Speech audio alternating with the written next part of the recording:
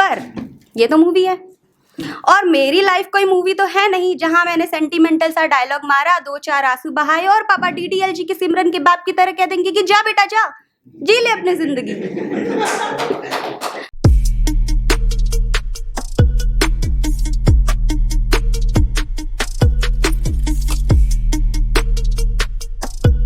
Anyway, before I start मैं थोड़ा अपने बारे में बता दूं कि मैं एक ऑथर हूँ। रिसेंटली मैंने एक बुक लिखी है, जर्नी क्रश टू लव उफ बिंज स्पिरिट। तो ये सेल्फ पब्लिश बुक है और अमेजोन पर अवेलेबल है। तो मैं मिडिल क्लास फैमिली से बिलोंग करता हूँ। मिडिल क्लास, आधे से ज्यादा प्रॉब्लम नहीं है इस मिडिल क्लास वर्ड से स्टार्ट हो जाती है।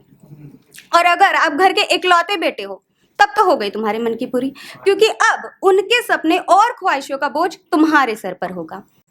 बाकी सारे माँ बाप की तरह मेरे पेरेंट्स भी अपने इस इकलौते बेटे को आसमान में उड़ते हुए देखना चाहते थे, पर अपनी इस बड़ी बड़ी ख्वाहिशों में वो ये भूल जाते हैं कि हम क्या चाहते हैं। मिडिल क्लास फैमिली की प्रॉब्लम ही यही होती है कि वो अपने ही बेटे से पूछना भूल जाते हैं कि उसका क्या सपना है, वो क्या बनना चाहता है। बस जैसे तीर कमान से निकलती है वैसे उनके आदेश होते कि बेटा तू एमबीबीएस करेगा। मैं उस समय 10th क्लास में था ना, मुझे ये भी नहीं पता कि मैं मैथ्स में अच्छा हूँ, साइंस में अच्छा हूँ या इंग्लिश में। इस गोलमाल से अभी निकला नहीं कि यहाँ पापा ने मेरा फ्यूचर ऑलरेडी डिसाइड कर लिया। जहाँ अभी तक मेरी लाइफ अभी भी रट्टा मार कर कट रही थी। वो एक पिक्चर का डायलॉग है ना कि जो जीजाजी कहेंगे मैं वही करूंगा, बस वैसा ही हाल कुछ मेरा भी था कि एक आदर्श बेटे की तरह जो पापा कहेंगे मैं वही करूंगा, क्योंकि अब अपना दिमाग चलाने के लिए दिमाग चलना भी तो चाहिए। तो मैं लग गया एमबीबीएस की भीड़ में। आफ्टर 12th नीट की प्रिपरेशन में अपना नाक सर बुक सब रगड़ने के बाद भी मैं एवरेज तक भी नहीं पहुंचा। पापा निराश हताश तो होते, पर फिर कहते एक साल और ट्राई कर ले, हो जाएगा। पर तब तक मुझे मेरे सपनों की रानी मिल चुकी थी। यहाँ पर सपनों की रानी का मतलब वो नहीं जो तुम समझ रहे। क्या है ना, जब तुम फैमिली से दूर अकेले रहने लगते हो तो तुम्हें ऐसे कई सारे काम करने पड़ते हैं जो तुमने लाइफ में अब तक ना किए हो, और इसी में तुम्हारा हिडन टैलेंट भी बाहर आता है। तो कोटा के फ्रेंड सर्कल के बीच रहकर कुकिंग अक्सर मैं ही किया करता था। हॉस्टल ग्रुप में मेरे हाथ की बनी चिकन बिरयानी फेमस हो गई थी। दोस्त अक्सर कहते कि यार विशाल तू यहाँ क्या कर रहा है, तू तो शेफ बनने के लायक है, तेरे हाथ में तो जादू है।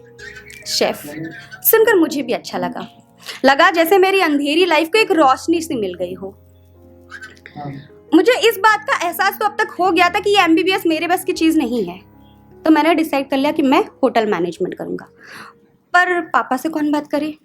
फिर भी एक दिन हिम्मत करके गया पापा से बात करने। पापा अपने घर खर्च के हिसाब किताब में लगे हुए थे। मैंने आवाज लगाई, पापा।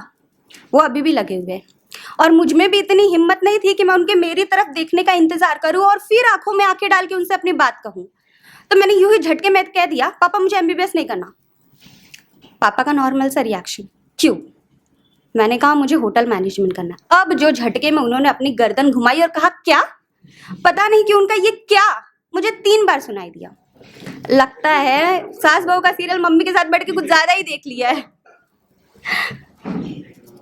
फिर उन्होंने आगे कहा, अब यही बावर्ची बनना है तुझे? मुझे लगा शेफ है ये,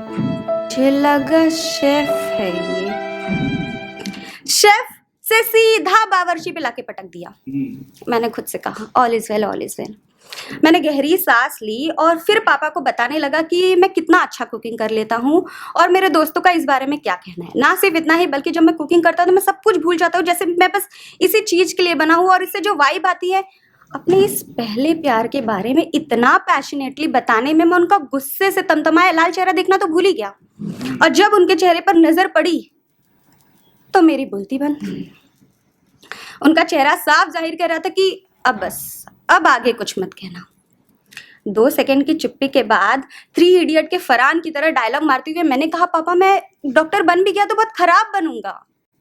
पर ये तो मूवी है, और मेरी लाइफ कोई मूवी तो है नहीं जहां मैंने सेंटिमेंटल सा डायलॉग मारा, 2-4 आंसू बहाए और पापा डीडीएलजी की सिमरन के बाप की तरह कह देंगे कि जा बेटा जा, जी ले अपनी जिंदगी। ये तो मिडिल क्लास फैमिली है भैया। यहाँ लोगों को समाज की ज्यादा और बेटे के सपने की परवाह कम होती है। एज एक्सपेक्टेड पापा ने कहा, लोग क्या कहेंगे, कि आपका बेटा यही लड़कियों की तरह खाना बनाता है? लोग क्या कहेंगे उससे फर्क नहीं पड़ता, आप क्या सोचते हो उससे फर्क पड़ता है। परान का नेक्स्ट डायलॉग मैं कहना चाहता था, पर पापा का गुब्बारे जैसा गुस्से से फूला मुंह देखकर मेरी हिम्मत ही नहीं हुई।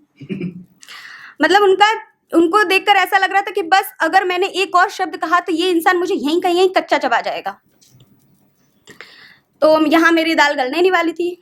सहारे के लिए मैंने माँ की ओर देखा, जो सब्जी काट रही थी और इन सारी बातों का मनोरंजन ले रही थी। मैंने माँ को इशारा किया, समझाओ अपने पति को कुछ। उन्होंने इशारा बैक किया। क्या बात है? उन्होंने इशारा बैक किया, बेटा चुपचाप यहाँ से निकल ले, पापा से पिटना है क्या? माँ ने भी साथ नहीं दिया। मैंने तीसरी साल ट्राई करके अपना 1 साल और बर्बाद कर दिया, और मार्क्स में भी कुछ डिफरेंस नहीं था। मैं जहाँ पिछली साल था वहाँ इस साल भी। कैसे होगा? इट्स लाइक मेरा प्यार है कोई और, अब तुम शादी किसी और से करने कह रहे हो, जिसमें बच्चे तो हो जाएंगे लेकिन प्यार दिल तो वही रहेगा ना पहली वाली के पास। बच्चे मीन्स पापा फाइनली अपने मन को मारकर MBBS का सपना छोड़ दिए, लेकिन डोनेशन देकर मुझे फार्मेसी में एडमिशन करा दिया। तो अब मैं फार्मेसी कर रहा हूँ। मतलब निचोड़ लेंगे लेकिन मन की नहीं करने देंगे। सेकेंड ईयर फार्मेसी, मैं मुश्किल से सब्जेक्ट्स पास करता। जब सेमेस्टर आता तब लगता पापा से वापस बात कर लूं, पर फिर उनका बावर्ची वर्ड याद आ जाता तो खुद को रोक लेता। कई बार कोशिश करके बात कर भी ली तो उनका वही घिसा पिटा सा डायलॉग, लोग क्या कहेंगे, बावर्ची बनेगा, ब्ला ब्ला। अब लाइफ में कोई मजा नहीं, जैसे ये शरीर चल रहा है किसी कठपुतली की तरह और इसमें जान नहीं, जज्बात, एहसास, ख्वाहिशें कुछ बची ही नहीं। हाँ जी, स्टोरी यहीं खत्म। मिडिल क्लास पर्सन की स्टोरी है, परफेक्ट दी एंड जैसा कुछ नहीं होता। Thank you so much guys.